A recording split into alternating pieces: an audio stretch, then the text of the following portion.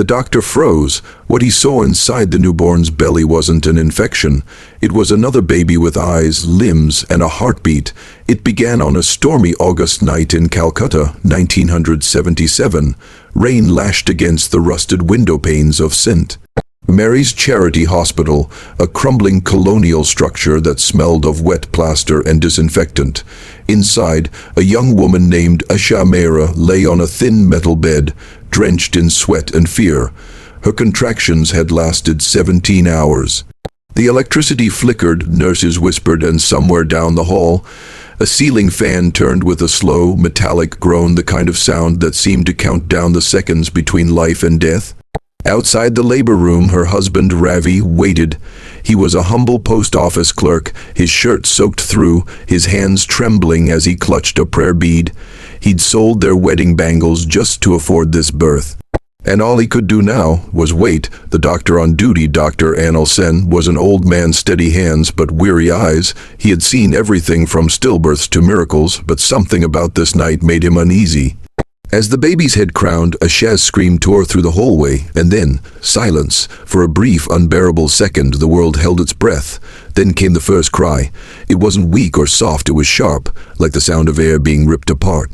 But just as the doctor smiled in relief, something caught his attention. The baby's stomach was swollen, unnaturally so. The nurses exchanged looks. Dr. Sen frowned. It could be a hernia, he muttered, but as he touched the small abdomen, he felt something move beneath the skin. Not gas, not fluid, something solid. Get me the X-ray machine, he ordered. Asha, exhausted, could barely open her eyes. Is my baby okay? She whispered. Doctor, Sen forced a smile. We'll take care of him. But the truth was he didn't know if they could. By midnight they had the results. The X-ray showed a shape inside the newborn, a shadow within a shadow, a form so distinct it stopped everyone cold. It was another baby. The operation began before dawn. The nurses stood in stunned silence as Dr. Sen opened the tiny abdomen. What he saw made the scalpel slip from his hand. Inside baby Mehra was a second baby, not fully formed, but eerily complete.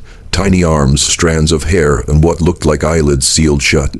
And beneath it, faint but unmistakable, the rhythmic flicker of a heartbeat. The operating room fell silent. One nurse fainted, another crossed herself. Dr. Sen whispered the only explanation he knew: fetus in fetu. A phenomenon so rare it existed only in medical textbooks, where one twin becomes trapped inside the other's body before birth. But this case was different. This trapped twin was still alive. The hospital tried to keep it quiet, but news spread like fire through Calcutta's narrow streets. Newspapers called it the ghost child. Locals whispered of curses and divine punishment. Ravi and Asha were forbidden to leave the hospital for days. The government ordered tests. Scientists visited. One claimed the inner baby might be a living parasitic twin sustained through shared blood vessels. To the parents, it was simpler. One child lived because the other didn't know how to die. After a 7-hour surgery, the doctors removed the undeveloped twin. They said Aaron was safe, but Asha couldn't forget the sound the moment when Dr. Sen lifted that small, pale figure from her son's body, because just before they took it away, it twitched, and for a second, everyone in the room swore they heard a cry. Aaron survived against all odds. He grew into a quiet, fragile boy. His parents moved from Calcutta to the nearby town of Howrah, trying to escape the whispers that followed them. But something about Aaron was different. At 4 years old, he would sit for hours in silence, staring at the wall. At 5, he began talking to someone no one else could see. One night, Asha found him crouched beside the old wardrobe, whispering. "Who are you talking to?" she asked softly. Aaron turned. His voice was calm. "My brother." Asha's blood ran cold. "You don't have a brother, Beta." He frowned, then placed a small hand on his stomach. "Yes, I do," he said. "He lives here." At first, they thought it was imagination, a child's way of processing trauma, but strange things began to happen. At night, Aaron would wake screaming, clutching his belly, crying that something was moving inside him. He said he could feel breathing under his ribs. Ravi tried to dismiss it, but one evening while bathing him, Ravi noticed faint movements like ripples under the boy's skin. He told himself it was muscle spasms. It had to be. Still, the fear returned, the same fear that had lived in the hospital that night. When Aaron turned 7, he began to draw. He wasn't good at landscapes or people. He drew one thing again and again. Two boys, one standing tall, the other inside his stomach, their hands almost touching through a thin wall. When asked why he drew that, he said, "Because he's lonely there. He wants to come out." Ashay began to hide his drawings.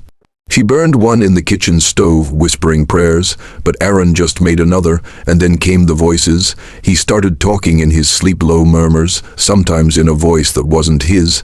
Sometimes, in the dead of night, he would say things no 7-year-old should know. He says the hospital was cold. He says he remembers the lights. The same words Dr. Sen had whispered years ago echoed in Ashay's mind. The twin was still alive. By the time Aaron was 10, they had moved 3 times. But the whispers followed. Children at school called him the ghost boy. Teachers avoided touching him. He grew lonelier, quieter yet always aware. Ashay tried taking him to temples, to priests, even to psychiatrists. But nothing helped. During one medical checkup, a doctor performed an ultrasound just to be sure the operation years ago had left no internal harm. What he found made him pale. There was still a mass inside Aaron's abdomen. It wasn't growing like a tumor, but it was active. It had veins, it had movement, it had a pulse. The doctor called in others. They confirmed it. Whatever was inside him wasn't dead. Ashay wept for nights. She begged Dr. Sen, now retired, to explain. He came to their small home, older, slower, but his eyes still sharp. He examined the new scans and then sat silently for a long time. Finally, he said, "I have seen miracles and horrors, Mrs. Mayra, but your son, he is both. What do you mean?" Ashay whispered, "The twin we removed. It shouldn't have lived that long. It shouldn't have formed organs, hair, or a heartbeat, but it did. When we cut it out, its eyes opened, and before we sealed it in the jar, it cried." Ashay's heart stopped. "What happened to it?" He looked away. "The government took it for research." From that day, Ashay forbade any more tests. She told Aaron to ignore the sounds, to pray, to pretend none of it was real. But Aaron couldn't. He said the voice inside him wasn't angry, it was sad. He says he misses me. At 12, Aaron began writing letters to his brother, pages of scribbled words left under his pillow every night. He never showed them to anyone, but one morning Ashay found one left on the kitchen table. It read, "I know you're still here. I don't hate you. You were never given a chance to live. I'll find a way for both of us." Ashay burned the note, terrified. But the fire didn't stop what came next. At age 14, Aaron fainted during a school assembly. When they rushed him to the hospital, the scans revealed something impossible. His blood type had changed. Doctors were baffled. Some cells in his body had a different genetic pattern, not his, but belonging to the twin removed years ago. He was, in medical terms, a human chimera carrying the DNA of 2 people in one body. And it seemed the second one was growing stronger. That year, Aaron began seeing things. He told his mother he would catch glimpses of himself in mirrors, but slightly younger, smiling when he wasn't. At first, she dismissed it as exhaustion, but then she saw it too. One evening, as she passed his room, the mirror reflected 2 figures, one sitting on the bed, the other behind him, blurry and still. When she blinked, it was gone. That night, she begged her husband to leave Calcutta forever. By the time Aaron turned 15, they lived in a remote village near the Ganges River. Life was quiet. He seemed calmer. He even laughed sometimes, but on the night of his 15th birthday, he woke screaming again. "It's moving." He cried, clawing at his stomach. "He's coming back." Ravi held him down, terrified, as the boy's body convulsed. When it ended, Aaron fell unconscious. The next morning, he had no memory of it, only a strange sense of peace. "He doesn't talk to me anymore," he said simply. Ashay thought it was over, but in her heart, she knew something had changed. In 1992, 15 years after that cursed birth, Dr. Sen died, but before his death, he sent a sealed envelope to Ashay.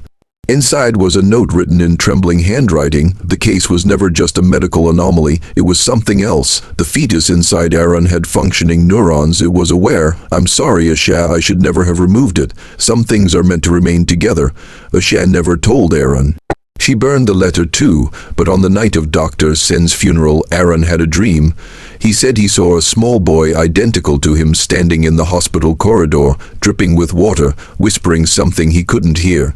When he woke up, his stomach was warm, pulsing softly like a heartbeat under his skin. He placed his hand over it and whispered, "I know you're there." For the first time in years, he smiled. When 1993 began, Calcutta was changing.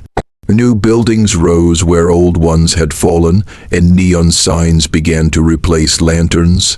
But for Asha and Aaron Meira, time felt frozen, trapped between what had been removed from their lives and what still lived inside it.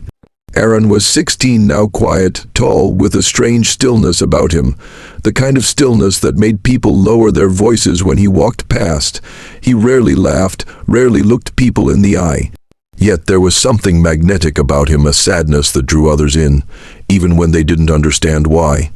He often spent his evenings at the edge of the riverbank, sketching the water. His mother would call him home and he'd reply softly, "Just a little longer. The sound of the river makes me feel like someone's talking back." It was peaceful for a time, no voices, no pain, until one morning in April 1994 when everything changed. Asha found Aaron lying unconscious on the kitchen floor, blood trickling from his nose. The doctors at the local clinic ran every test they could, but his vitals were off.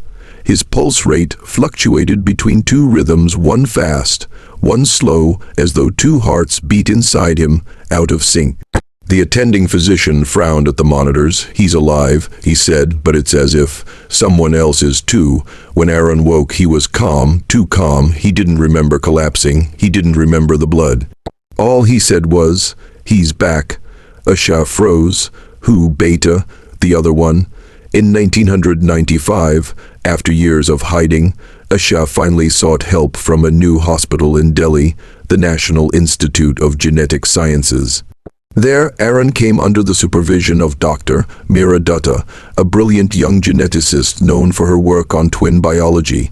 She was skeptical at first, but after seeing the scans, she changed. The imaging revealed faint but undeniable patterns, cellular activity deep inside Aaron's abdomen. Not random growths, organized tissue, neural clusters. In simpler words, something was thinking. Dr. Dutta was fascinated. She believed Aaron's case might rewrite medical history, proof that consciousness could exist even in parasitic twin formations. She began documenting everything. Blood tests showed two separate DNA signatures, both living, both interacting. When she compared samples taken a decade apart, something chilling appeared. The second DNA wasn't degrading. It was adapting. It was growing stronger. Aaron started keeping a tape recorder by his bed at Dr. Dutta's request. She wanted to capture his sleep murmurs, the whispers that had once terrified his mother. The first few nights were silent, but on the fifth night at 3:47 a.m., the tape picked up something, a faint heartbeat, then a voice, not Aaron's. It was breathy, distant, like the sound of someone underwater. "You took my place." The room was empty. Aaron was asleep. Yet the voice was unmistakable, a small, echoing child's tone. When Dr. Dutta played the tape for him, Aaron turned pale. "I told you," he said quietly. "He's alive." In 1996, international researchers got involved. Funding poured in. Aaron became a subject of fascination, the living twin phenomenon. Journalists camped outside the hospital. Tabloids called him the boy with two souls. But the attention tore him apart. He hated the cameras, the whispers, the pity. He told Dr. Dutta one night, "They see me as a case, not as a person, and him. They call him a disease, but he's me." She didn't know what to say. During one examination, Dr. Dutta noticed something new. The fetal tissue had begun forming nerve extensions reaching toward Aaron's spinal column, as if seeking connection. Her voice trembled when she spoke. "It's not just surviving, it's integrating." Then, one winter morning in 1997, Dr. Dutta vanished. She had been preparing to publish her findings, evidence that the parasitic twin might possess cognitive signals, perhaps even memory. But the day before her presentation, she packed her bags and left Delhi.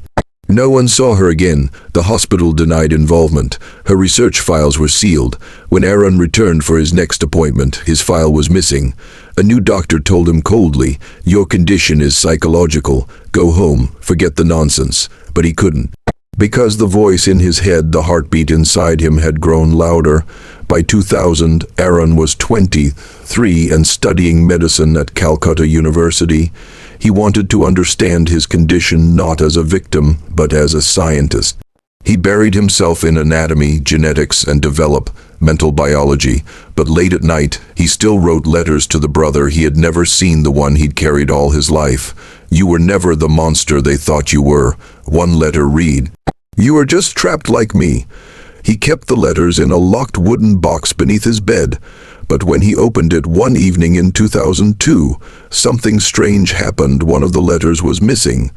In its place lay a single sheet of paper he didn't remember writing.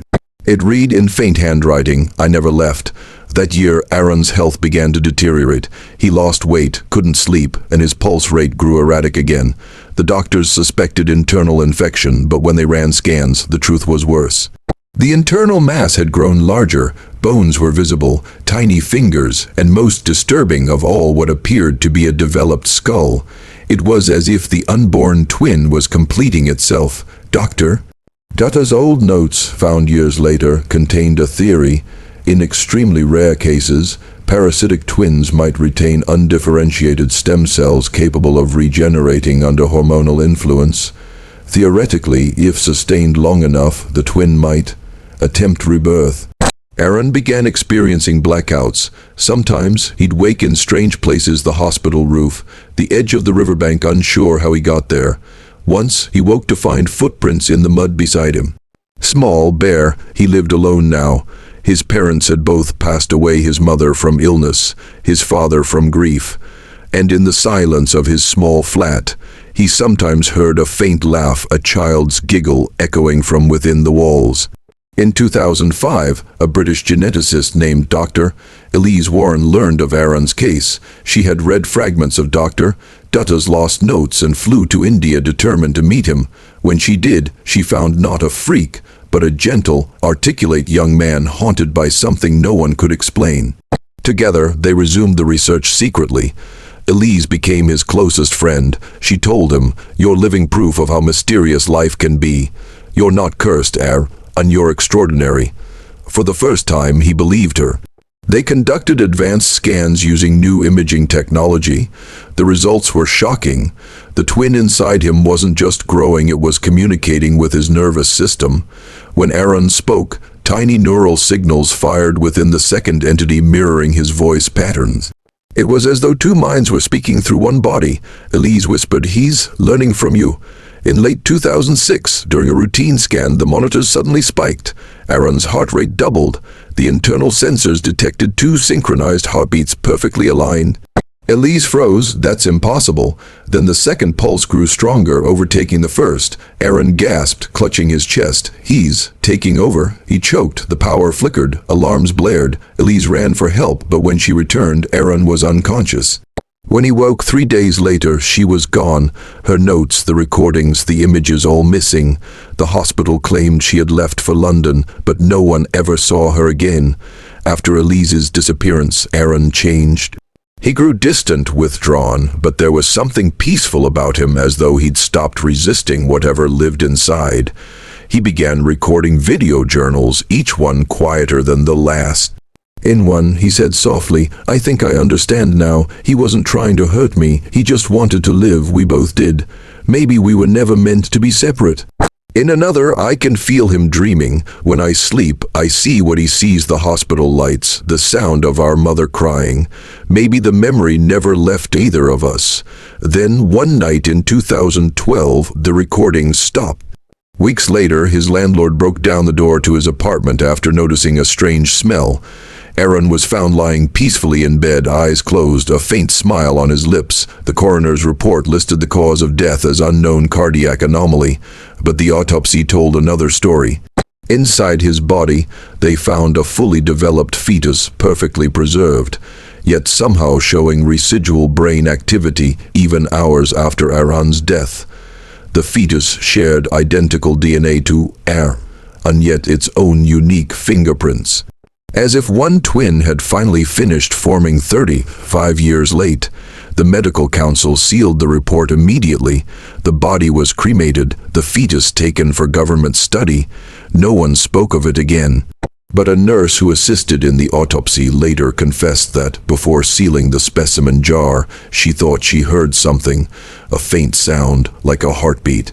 Today, Aaron Mehra's case remains one of the most baffling mysteries in medical history, referenced in hushed tones at conferences, buried in unmarked archives, erased from official databases. But among those who knew him, his story lives on as something deeper, not horror, but tragedy.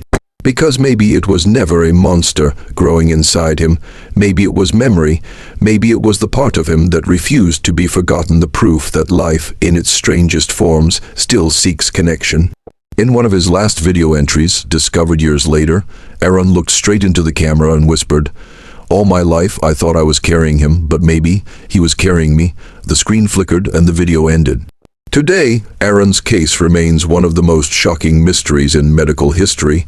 His story forces us to ask, what does it truly mean to be alive? And when one life begins inside another, where does one end and the other begin?